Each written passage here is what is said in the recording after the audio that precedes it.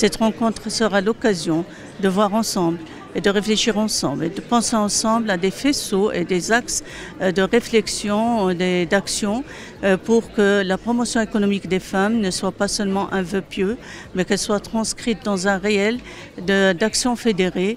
Et les recommandations, les échanges que nous aurons certainement pendant cette rencontre nous permettront de voir un peu plus clair et d'associer toutes nos activités dans un seul sens et même sens, celui de l'autonomisation économique des femmes. وجودي اليوم في هذا الحدث الذي تنظمه غيزو فام مع لابيفي والوزارة بوصفها الراعية لهذا البرنامج، برنامج من أجلك منذ انطلاقه في 2013. الهدف من هذا البرنامج الأساسي هو تشجيع النساء على المبادرة وإدماج ديالهم في سوق الشغل، سواء من خلال إحداث مقاولات صغرى على بشكل خاص أو من خلال تحسين قابلية تشغيلهم.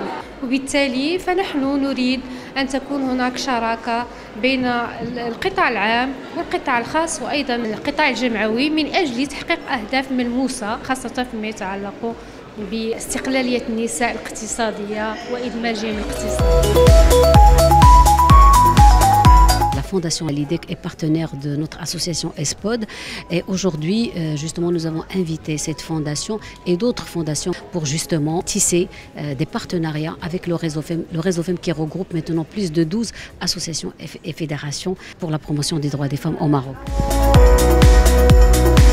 J'ai eu le plaisir ce matin de participer à la rencontre de Réseau FEM pour parler de tous les efforts que fait l'IDEC en matière de RSE, toutes les actions engagées aussi dans le cadre de la Fondation l'IDEC, les actions structurantes avec les associations, notamment ESPOD, Jadara et aussi et surtout Aqua Assistance Maroc en tant qu'association qui touche les retraités et les actifs et qui opère sur tout le Maroc par des actions nobles et qui touche d'une manière directe les femmes et les jeunes filles.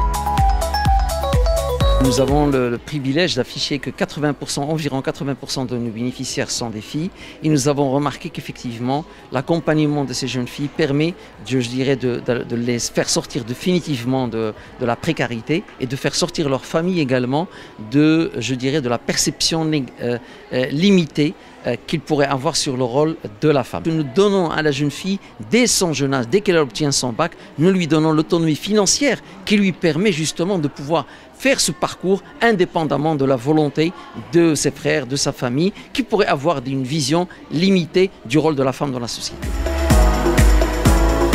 Aujourd'hui, cette initiative à laquelle nous participons, je la trouve très bien, excellente, parce que je trouve que les initiatives sont divergentes. Aujourd'hui, il y a beaucoup d'actions réalisées par beaucoup d'associations. Le constat est là, de toute façon. Et il y a beaucoup d'initiatives qui sont lancées de part et d'autre. Maintenant, effectivement, inscrire ça dans le cadre d'un collectif, je pense que ça ne peut qu'apporter beaucoup de bien pour la cause féminine au sein du Maroc, où il y a encore beaucoup de choses à réaliser. On n'a pas compris qu'au cœur du développement, il y a l'homme et au sein de l'homme, il y a la femme. Et la femme en matière d'éducation est au cœur de tout. Et si la femme n'est pas éduquée, le processus d'éducation lui-même est ralenti parce que l'éducation se fait par la maman. Il faut donc éduquer la maman pour qu'elle puisse éduquer les enfants. Et ça, on ne l'a pas compris. Je le dis aussi, c'est que l'éducation ne se fait pas à l'âge de 6-7 ans en faisant rentrer les enfants primaires. L'éducation se fait à la naissance, en développant les crèches.